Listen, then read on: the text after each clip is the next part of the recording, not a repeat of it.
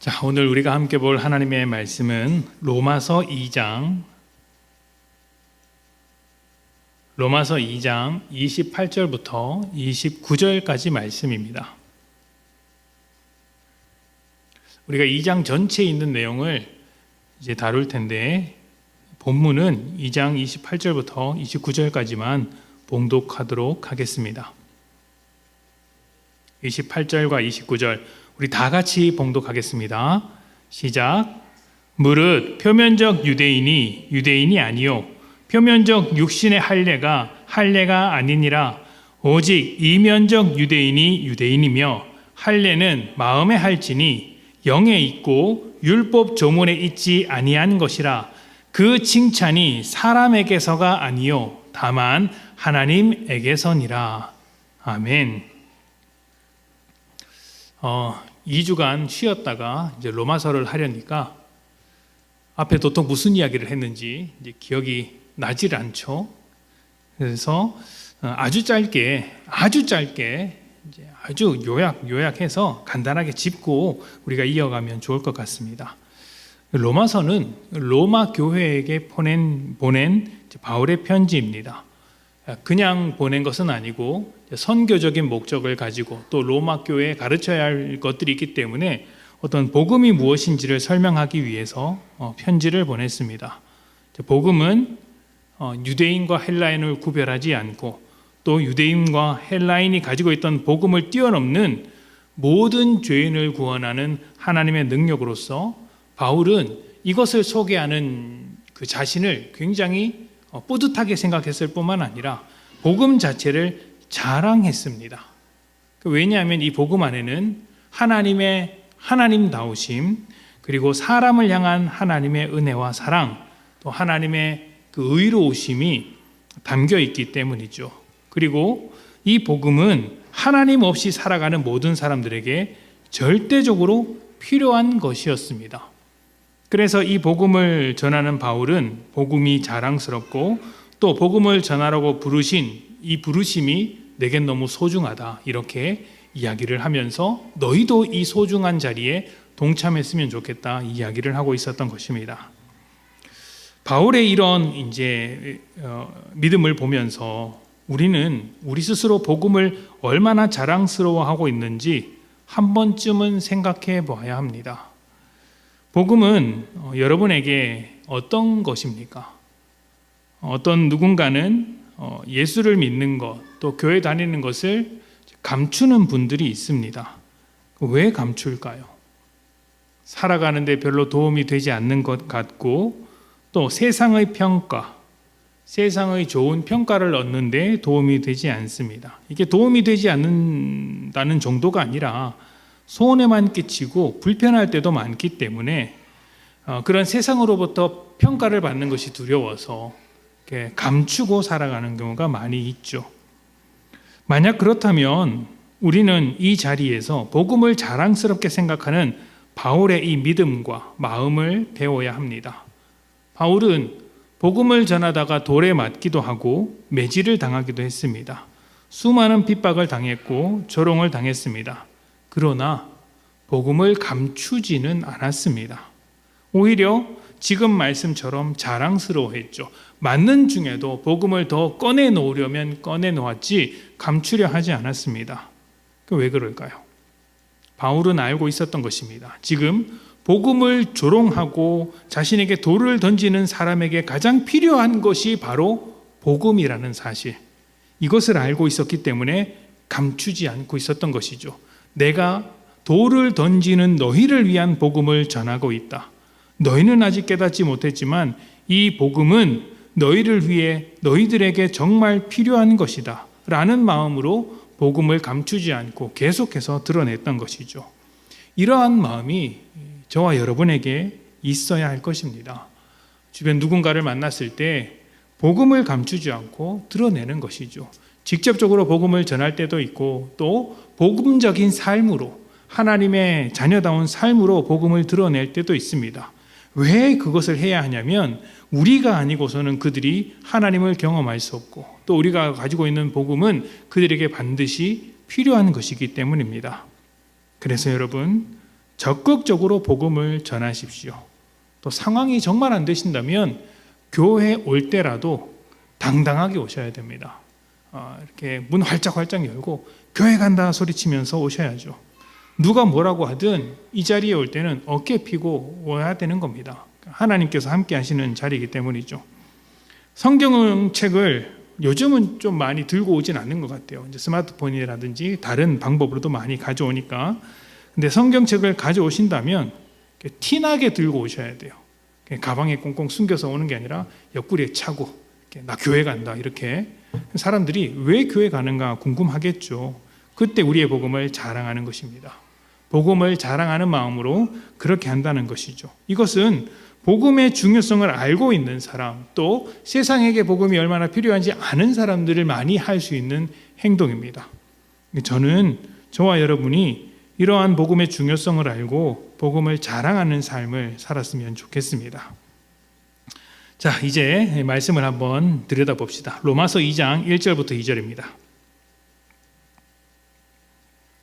로마서 2장 1절부터 2절. 우리 같이 봉독하겠습니다. 시작. 그러므로 남을 판단하는 사람아, 누구를 막론하고 내가 핑계하지 못할 것은 남을 판단하는 것으로 내가 너를 정죄함이니 판단하는 내가 같은 일을 행함이라. 이런 일을 행하는 자에게 하나님의 심판이 진리대로 되는 줄 우리가 아노라. 아멘. 자, 1장에서 바울은 이제 복음을 자랑했습니다. 그리고 이 복음이 정말 핍박을 하는 그 사람들을 위한 복음, 다시 말하면 죄인들을 위해서 하나님께서 주신 복음이라고 소개를 했습니다.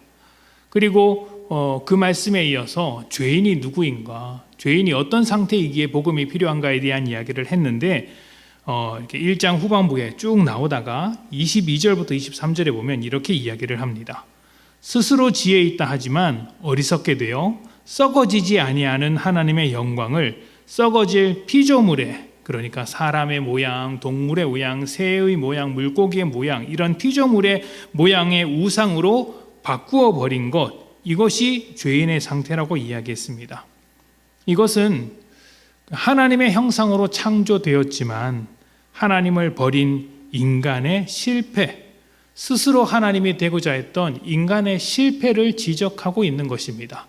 하나님의 형상으로서 하나님의 영광을 담고 있는 존재였지만 하나님과의 관계를 끊어버림으로 말미암아 그 영광은 사라지고 헛된 것들로 그 모든 것들을 대신하더라. 인간은 그런 측면에서 모든 실패를 지금 경험하고 있는 중이다 이야기하는 것이죠. 하나님 없는 인생들이 만들어낸 결과는 어떤 것들일까요? 빛나는 삶을 살아야 할 하나님의 형상들이 1장 후반부에 보면 굉장히 비도덕적이고 파괴적인 삶을 이제 살고 있다는 것을 발견합니다. 그리고 그것으로부터 벗어나지도 못합니다. 그 안에서 허무하고도 모순적인 삶을 이어가는 것이죠. 도둑질하고 살인하고 거짓말하고 다툴 뿐만 아니라 순리대로 써야 할 것을 영리로 쓰고 여성을 헛되게 사용하고 또 남자와 남자가 서로 관계를 맺고, 이런 모든 것들이 표현하고 있는 것은 허무하고 모순적인 삶을 살고 있으면서도 그것으로부터 벗어나지 못하고 있다. 하나님을 잃어버린 사람이 이런 모양이다라고 소개하고 있는 것이죠. 복음은 이런 자들에게 주어진 하나님의 은혜입니다. 그래서 바울은 복음을 자랑했던 것이죠. 자, 그런데 여기까지 이야기를 하면 다 듣고 이때쯤 반론을 하는 사람들이 생기기 시작합니다. 그래, 그런 죄인들에게 복음이 필요한 것은 알겠다. 그러나 나는 복음이 필요 없다라고 반론을 제기하는 사람들이 등장하죠. 누구일까요? 세상이 허무하고 모순적인 삶을 살아가고 있으며 비도덕적이고 파괴적인 삶을 살고 있는 중에 도덕적인 것이 무엇인지 알고 있는 사람, 생산적인 삶이 무엇인지 가르치는 사람들입니다.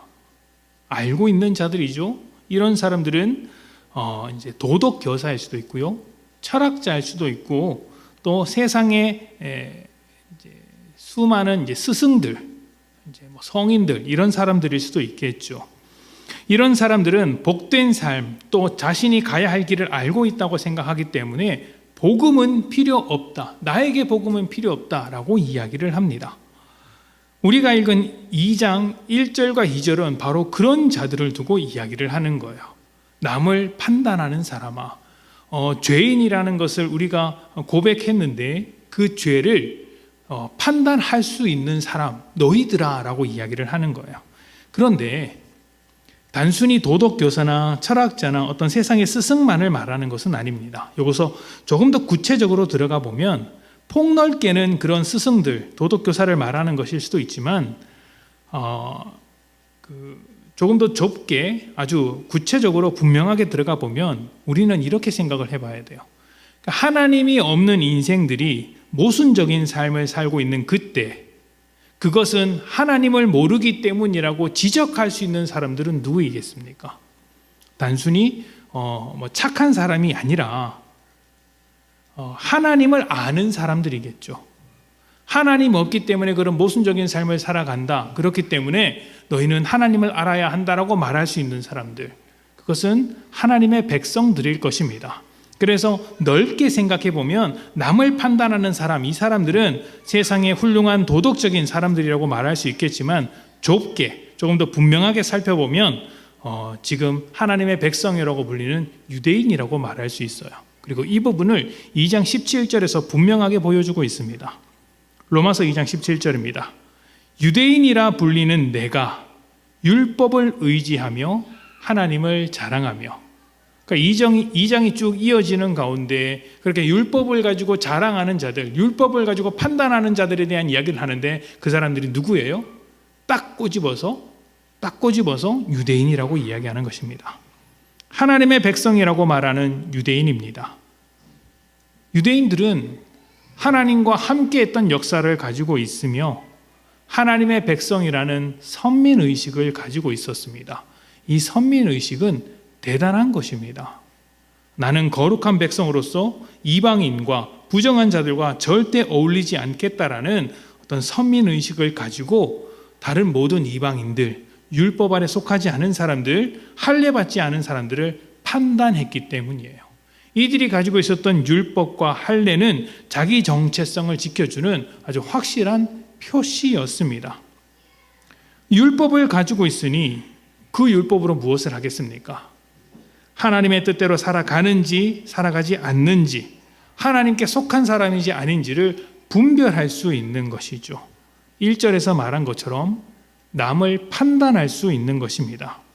그래서 내가 율법을 가지고 있고 하나님께 속한지 속하지 않았는지 판단할 수 있기 때문에 나에게 복음은 필요 없다. 나는 그것을 알고 있기 때문이다 라고 유대인들이 주장할 수 있는 거예요. 그리고 이것은 율법에 가까운 사람일수록, 그러니까 일반 백성보다는 바리새인이, 대제사장이 훨씬 더 율법에 가까운 사람이 하나님께 속한 사람으로서 나는 복음이 필요하지 않다 말했던 것이죠. 바리새인이 예수님을 적극적으로 거절했던 데는 다 이런 배경이 있는 겁니다. 자, 그런데 이에 대해서 바울이 무엇이라고 이야기합니까? 바울은 율법을 기준으로 다른 사람을 판단하는 것과 율법을 기준으로 살아가는 것은 전혀 다른 것이라고 이야기를 하는 거예요. 율법을 가지고 다른 사람을 판단할 수는 있다. 그러나 율법대로 사는 것은 전혀 다른 이야기다라는 말을 하는 것이죠. 판단하는 것과 삶은 함께 가는 것이 아니라 구별된 것이다 말을 하는 것입니다. 판단하는 것이 잘못된 것일까요? 그런 이야기를 하는 것은 아닙니다. 판단이 필요할 때가 있습니다.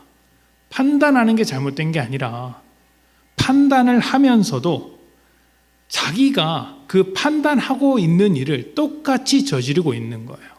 판단을 하고 있는데 정작 자신은 율법을 지키지 못하고 있는 것이죠. 판단만 잘하고 있는 거예요. 그 교육 목장에서 예배를 드리다 보면 이제 기도 시간을, 특별히 기도 시간을 아이들이 힘들어합니다.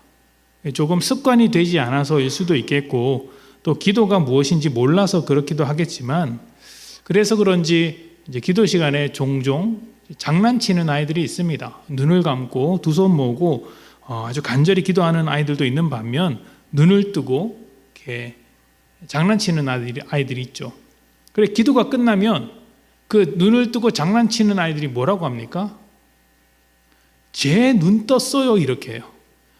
저 형아 눈 떴어요. 제 동생 눈 떴어요. 제 친구 눈 떴어요 라고 고자질하는 경우가 있습니다.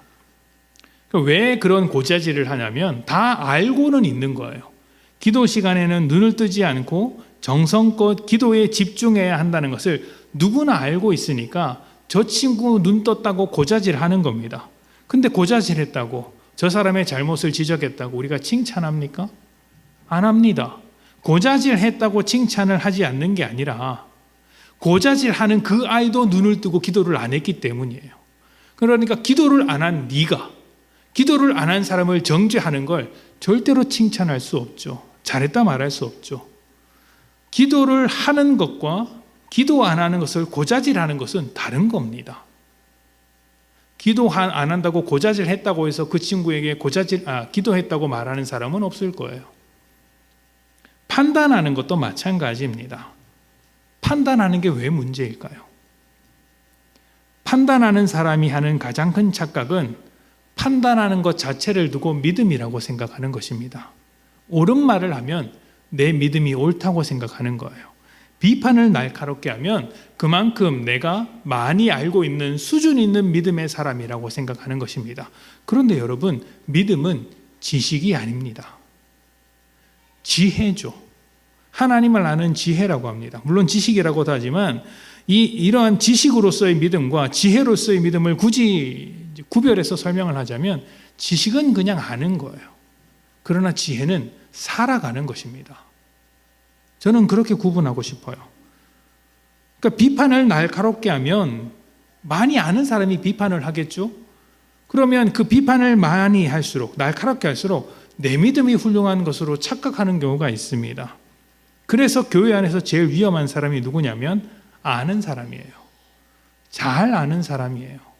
교회 처음 오고 잘 모르는 사람은 절대로 아는 척하지 않고 겸손합니다. 배우려고 하죠. 그런데 아는 사람은 어떻게 해야 합니까? 믿는 사람은 이렇게 해야지 저렇게 해야지 하는 것을 너무 잘 알고 또 성경도 오랫동안 들어왔기 때문에 그 내용도 너무나도 잘 알고 있습니다. 교회에서 하는 사역은 어떻게 해야 하는지도 잘 알고 있습니다. 그러면서 비판을 하죠. 이렇게 해야 하는데 왜 이렇게 하지 않느냐? 왜 저렇게 하느냐? 이렇게 이야기를 합니다. 그런데 여러분, 이런 비판이 잘못되었다고 할 수는 없어요. 해야 하는 일을 해야 하고 또 못하는 것이 있으면 잘할 수 있도록 말을 하는 사람도 필요하죠. 그런데 무엇이 문제냐면 말하고 끝나는 게 문제인 겁니다. 비판을 한다면 그 전에, 비판하기 전에 어떻게 하는 것이 잘하는 것인지 내가 잘 알고 있는 만큼 뭘 해야 돼요? 내가 먼저 해야 되는 거예요.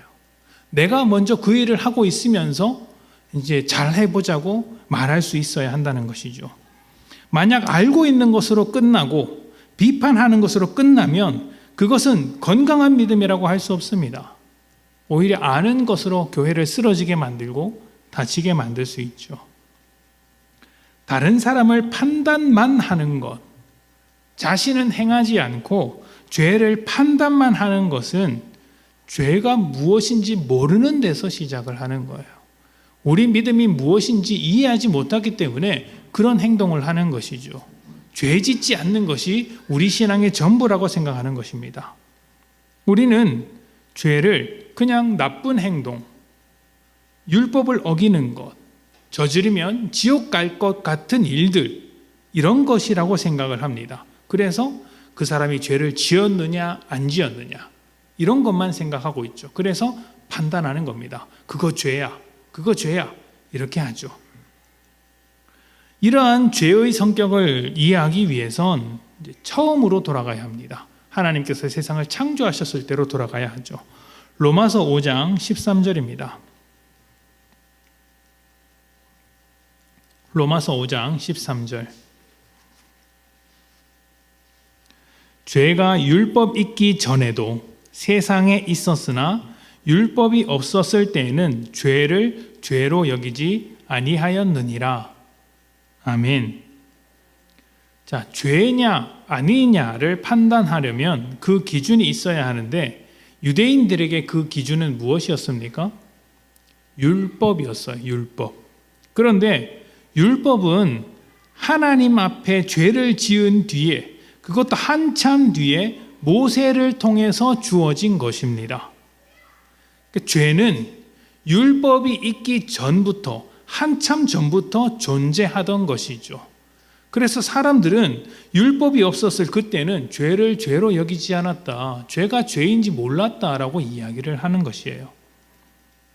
하나님께서 세상을 창조하시고 모든 것이 완전했을 때 사람들은 하나님 안에서 생육하고 번성했습니다.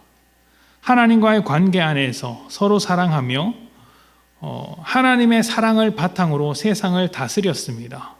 그래서 이 세상에는 사랑으로 만든 열매가 풍성했습니다. 하나님의 통치가 온전히 이루어지는 복된 세상이었죠. 하나님의 다스림 안에서 하나님의 형상된 우리가 하나님의 뜻을 따르는 온전한 삶을 살아왔던 것입니다. 그런데 선악과를 먹고 죄를 지었을 때 우리는 스스로 하나님이 되고자 했고 하나님의 통치, 하나님의 다스림에서 벗어났습니다. 하나님과의 관계가 깨져버렸죠. 창조의 질서가 왜곡되었고 하나님의 사랑을 바탕으로 만들어 왔던 삶, 하나님과 함께했던 그 온전하고 복된 삶, 그 모든 하나님의 열매들, 선한 열매들을 맺지 못하는 상태가 되었어요. 이것이 죄고 죄가 만들어낸 결과입니다. 그래서 여러분, 우리는 죄를 이해할 때 이렇게 이해해야 합니다. 죄는 악한 일을 하는 것이지만 동시에 선한 열매를 맺지 못하는 것이에요. 죄는 악한 일을 하는 것뿐만 아니라 더 선한 일을 하려고 하지 않는 것이에요. 우리는 더 나아지려고 하지 않는다면, 선한 일을 하려고 하지 않는다면 하나님의 뜻을 따라 온전한 삶을 만드는 것을 중도에 포기해버린다면 그것이 죄라는 것을 잊어서는 안 됩니다. 우리는 죄라고 하면 자꾸 나쁜 짓을 하는 것이라고 생각하는데 그게 아니라는 거예요. 하나님의 통치에서 벗어나서 하나님의 열매를 더 이상 내가 드러내지 못할 때 그것은 죄의 상태라는 거예요.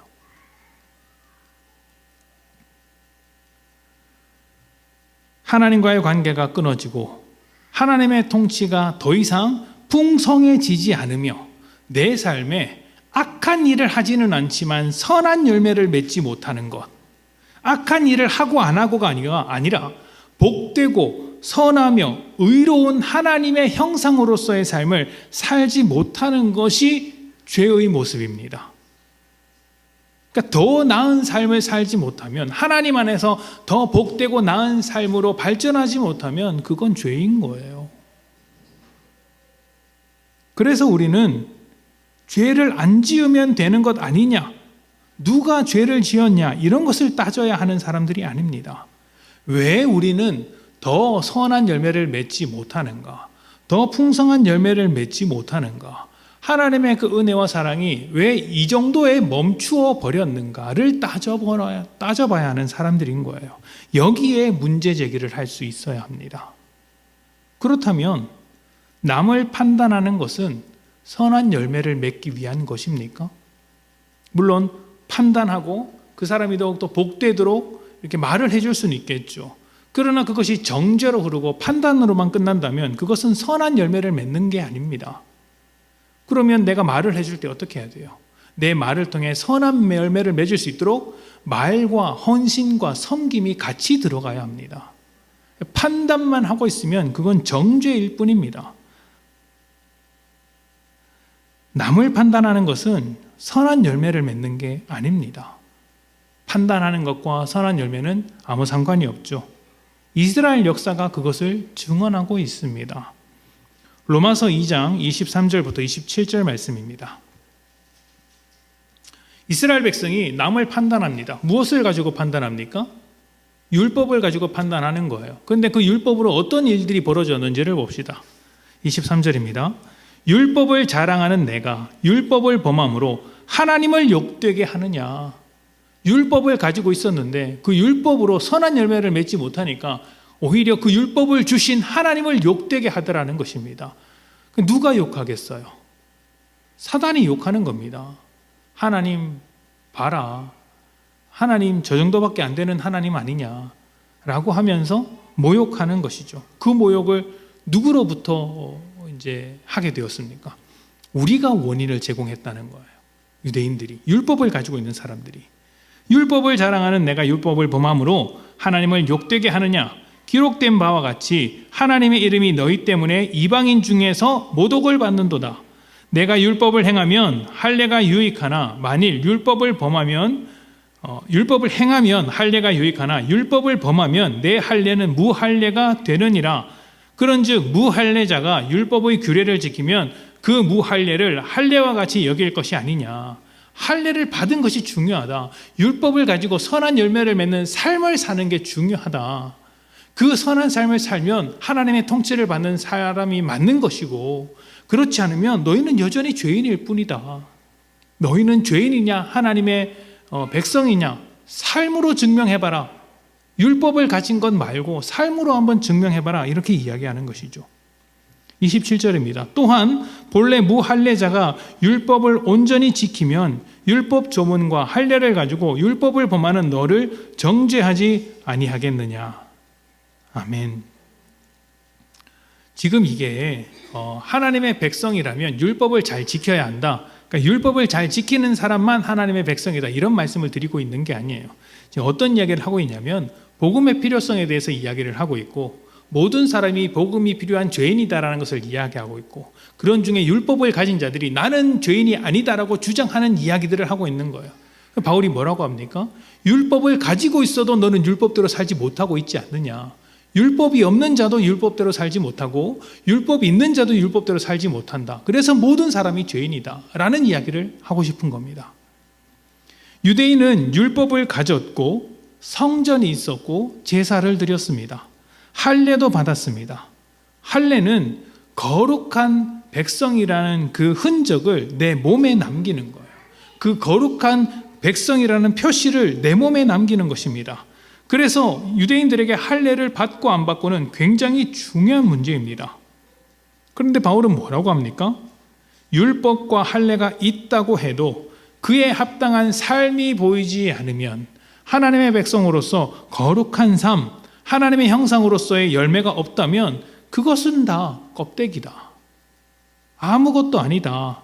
그 율법과 할례를 주신 하나님을 오히려 모독하는 일이다. 이야기하는 것이죠.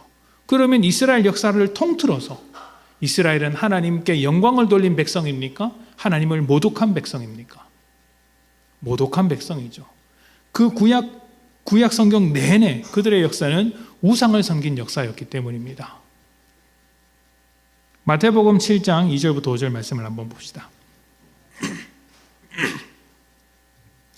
너희가 비판하는 그 비판으로 너희가 비판을 받을 것이요 너희가 헤아리는 그 헤아림으로 너희가 헤아림을 받을 것이니라. 어찌하여 형제의 눈 속에 있는 티는 보고 내 눈 속에 있는 들보는 깨닫지 못하느냐. 보라, 내 눈 속에 들보가 있는데 어찌하여 형제에게 말하기를 나로 내 눈 속에 있는 티를 빼게 하라 하겠느냐. 외식하는 자여, 먼저 내 눈 속에 들보를 빼어라. 그 후에야 밝히 보고 형제의 눈 속에 티를 빼리라. 아멘. 누가 잘못했느냐를 따져봐야 아무런 소용이 없습니다. 잘못했다고 하는 그 비판으로 자신을 비판할 수 있기 때문이죠. 교회 안에서 누군가를 하나님의 말씀으로 비판한다고 해봅시다. 정죄한다고 해봅시다. 그 사람은 하나님의 말씀으로 판단하고 있으니 정당하다고 말할 수도 있습니다. 그런데 하나님의 말씀은 무엇을 가르치고 있습니까? 서로 사랑하라고 있습니다. 너의 이웃만 사랑하는 것이 아니라 이웃이 될 수 없는 사람에게도 이웃이 되어주라라고 이야기를 하고 있어요. 악한 자를 긍휼하게 생각하고 약한 자를 더 섬겨주라고 했습니다. 그런데 정죄만 하고 있으니 말씀으로 비판하는 자가 그 말씀으로 비판을 받게 된다는 것이죠. 다시 말씀드립니다만 우리는 판단할 수 있습니다. 비판이 필요할 때가 있습니다. 저도 목회자지만 말씀을 가지고 성도님들의 삶을 분별하고 또 성도님들도 때때로 목회자인 저에게 말씀 안에서 요구하실 수 있어요. 이야기하고 판단하고 또 이런 이야기들을 얼마든지 나눌 수 있죠. 근데 무엇이 문제냐면 그 비판을 나 역시도 피해갈 수 없다는 것을 기억해야 한다는 것이에요. 다시 말하면 율법의 요구, 선한 열매를 맺으며 살아야 하는 그런 삶, 하나님의 형상으로서의 삶을 우리가 살아가야 하는데 살지 못하다라는 것입니다. 비판은 잘해도 그것을 우리가 이루어낼 수 없다는 것이죠. 그래서 율법을 가지고 있는 유대인을 포함해서 스스로 괜찮다라고 말하는 도덕 교사들, 철학자들, 스승들 이렇게 주장하는 모든 사람들에게 무엇이 필요합니까? 복음이 필요하다는 것입니다. 자, 그렇다면 이 복음은 그렇게 복음이 필요한 사람들, 판단하면서 정작 판단하는 그 자체를 행하지 못하는 그 사람들에게 무엇을 이루어냈을까요? 28절부터 29절입니다.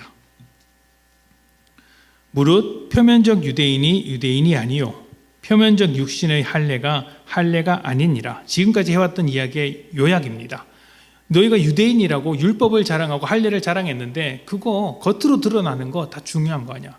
실천이 있어야지. 근데 어떻게 실천이 됩니까? 29절입니다.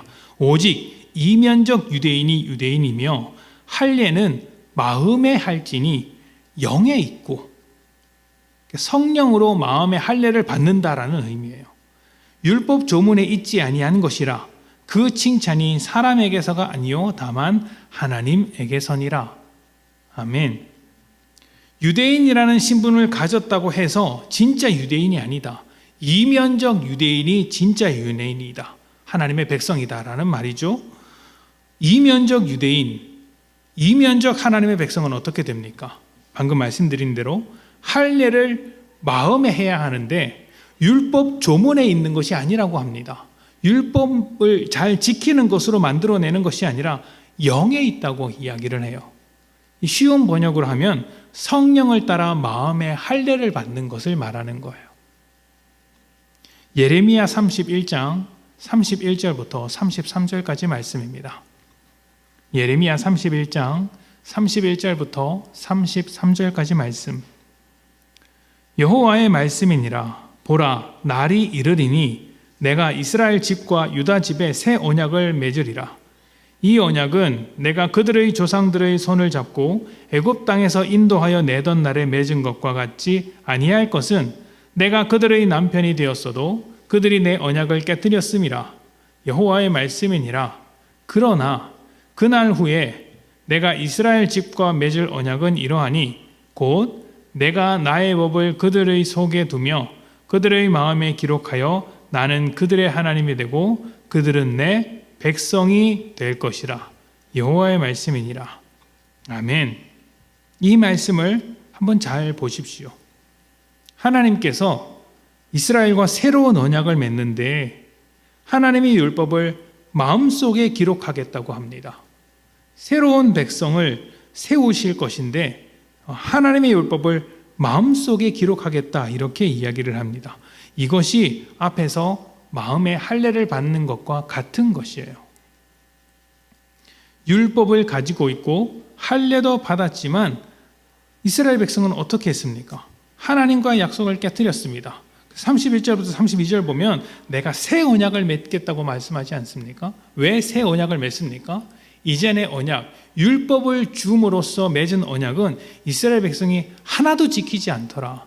다 깨뜨리더라. 내가 남편이 되고 그가 아내가 되었어도 그들은 그 언약, 혼인서약과 같은 그 하나님과의 언약을 다 깨뜨려 버리더라. 그래도 온전한 가정 하나가 될 수 없더라. 그래서 하나님은 다시 약속하시며 내가 새 언약을 만들겠다. 그전에는 돌에 새긴 율법으로 주었지만 이제는 아예 너희 마음에 새기겠다라고 말씀하시면서 내가 끝까지 너희를 자기 백성으로 나의 백성으로 만들겠다 이렇게 이야기하시는 것이에요. 이것은 무시무시한 사랑이에요. 우리의 모든 죄와 반역을 뚫고 반드시 백성으로 삼으시겠다라는 하나님의 결단이죠. 우리를 설득시키고 바꾸시며 변화시켜 놓겠다. 너희가 아무리 방해하고 너희가 아무리 나를 벗어나려고 할지라도 나는 이 일을 이루어내겠다라는 하나님의 결단과 다짐인 것입니다. 너희 마음에 기억을 하지 않을래야 하지 않을 수 없도록 마음에 새겨 놓겠다라는 것이죠. 누가복음 20장 말씀을 한번 봅시다. 조금 긴 말씀인데요. 한번 읽어보는 게 좋을 것 같아요. 누가복음 20장 9절부터 18절까지 말씀.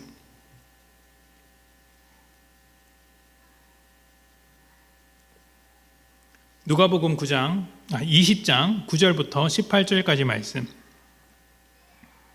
우리 같이 읽어보겠습니다. 9절부터 18절입니다. 시작. 그가 또 이 비유로 백성에게 말씀하시기 시작하시니라. 한 사람이 포도원을 만들어 농부들에게 새로 주고 타국에 가서 오래 있다가 때가 이르매 포도원 소출 얼마를 바치게 하려고 한 종을 농부들에게 보내니 농부들이 종을 몹시 때리고 거저 보내었거늘 다시 다른 종을 보내니 그도 몹시 때리고 능욕하고 거저 보내었거늘 다시 세 번째 종을 보내니 이 종도 상하게 하고 내쫓은지라. 포도원 주인이 이르되 어찌할까 내 사랑하는 아들을 보내리니 그들이 혹 그는 존대하리라 하였더니 농부들이 그를 보고 서로 의논하여 이르되 이는 상속자니 죽이고 그 유산을 우리의 것으로 만들자 하고 포도원 밖에 내쫓아 죽였느니라. 그런즉 포도원 주인이 이 사람들을 어떻게 하겠느냐. 와서 그 농부들을 진멸하고 포도원을 다른 사람들에게 주리라 하시니 사람들이 듣고 이르되 그렇게 되지 말아지어다 하거늘 그들을 보시며 이르시되 그러면 기록된 바 건축자들의 버린 돌이 모퉁이의 버릿돌이 되었느니라 함이 어찌미냐. 무릇 이 돌 위에 떨어지는 자는 깨어지겠고 이 돌이 사람 위에 떨어지면 그를 가루로 만들어 흩으리라 하시니라. 아멘. 자, 이 이야기에서 제가 보고자 하는 것은 포도원 주인의 마음이에요. 포도원 주인은 지금 어떤 마음을 품고 있을까요? 처음에 종을 보냈습니다. 근데 이 종이 매 맞고 쫓겨났어요. 또 보냅니다. 또 매 맞고 쫓겨납니다. 또 보냅니다. 또 매 맞고 쫓겨납니다. 계속해서 보내지만 계속해서 쫓겨납니다. 그래서 어떻게 합니까? 아들을 보내요. 종을 보내고 아들까지 보내는 이 포도원 주인의 심정이 어떤 심정일까요? 절대로 놓지 않겠다. 절대로 이것을 포기하지 않겠다. 나는 포도원을 포기하지 않는다라는 것 아닙니까? 포도원은 포도원 주인의 어떤 그 모든 노력과 헌신의 결과물이에요. 그 결과물이 무엇이겠습니까? 포도원이 누구이겠어요? 이스라엘 백성이고 또 오늘 저와 여러분 교회를 말하는 것 아니겠습니까?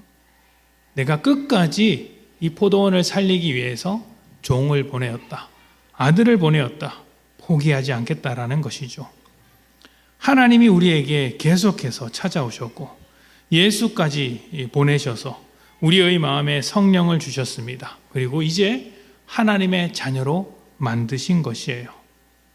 무너진 하나님의 형상을 회복했고 이제 우리는 선한 열매를 맺을 수 있는 마음을 품게 되었습니다. 할례받은 마음을 가지게 된 거예요. 새롭게 된 마음. 그렇다면 우리에게 남겨진 숙제는 무엇일까요? 우리가 가진 신앙으로서 다른 사람을 비판하는 게 아니라 그 믿음대로 선한 열매를 맺으면서 살아가는 것입니다. 하나님의 형상 되었으니 하나님의 자녀 되었으니 우리에게 끝없이 찾아오신 하나님의 마음을 본받아 우리도 그 마음을 따라 살아가는 것이죠. 하나님의 마음이란 이런 것입니다. 우리가 죄인 되었을 때, 우리가 선한 열매를 맺지 못했을 때 우리를 불쌍히 보셨어요. 긍휼하게 보셨어요. 그래서 포기하지 않는 것이에요. 반복되는 죄에도 끝까지 찾아오신 것 아니겠습니까? 정죄하기보다 긍휼한 눈으로 바라보신 것이 하나님의 마음이었고, 그 마음을 따라 우리 역시 판단하는 것보다 긍휼한 마음을 갖는 것, 이것이 믿음입니다. 긍휼한 마음, 긍휼한 눈이 있으면 주님과 같이 십자가를 집니다. 우리 주님께서 우리를 불쌍히 여겨 십자가를 지신 것 같이 우리도 그렇게 하는 거예요. 우리도 그렇게. 십자가에는 중도의 포기란 없습니다. 아니, 죽는 자리까지 나아가는 것이 십자가인데 어떻게 포기를 하겠습니까? 주님께서도 내 잔을 거두어 가십시오라고 말하지 않고 거두지 마시고 아버지의 뜻대로 하십시오라고 이야기를 했습니다. 포기하지 않겠다는 것이죠. 그렇게 하나님의 뜻을 따라 긍휼함을 가지고 나아갈 때 우리를 통해 바로 하나님의 은혜와 사랑, 놀라운 성령님의 열매들이 나타나게 되는 것입니다. 그리스도인 된 것, 이것을 그냥 현상을 유지하는 것으로 만족하지 마십시오. 나는 천국에 가게 되었으니 뭐 더 이상은 하지 않아도 되겠다, 이렇게 생각하지 마십시오. 우리를 다른 이들보다 앞서 자기 백성 삼으신 것은, 세상 앞에서 우리를 먼저 하나님의 사람으로 삼으신 것은 우리가 만들어내는 열매를 통해 하나님의 선하심이 세상 속에 나타나도록 하기 위한 것입니다. 판단해야 할 일이 있을 수도 있겠죠. 그러나 판단해야 할 일이 있다면 가정 안에서든 교회에서든 누구 앞에서든 판단해야 할 일이 있다면, 또 정죄받을 만한 일을 한 누군가가 여러분 앞에 있다면 판단하기 전에, 정죄하기 전에 하나님의 선하신 열매를 여러분을 통해 드러낼 수 있었으면 좋겠습니다. 여러분의 삶을 통하여서 하나님의 사랑이 나타나도록 하는 것이죠. 복음은 십자가의 은혜입니다. 복음은 선한 열매를 만들어내기 위한 하나님의 무시무시한 사랑입니다. 포기하지 않는, 끝까지 가는 사랑이죠. 죄를 뛰어넘는 이 사랑의 열매가 오늘 저와 여러분 우리 모두에게 가득 넘치기를 축복합니다. 우리 함께 기도하겠습니다.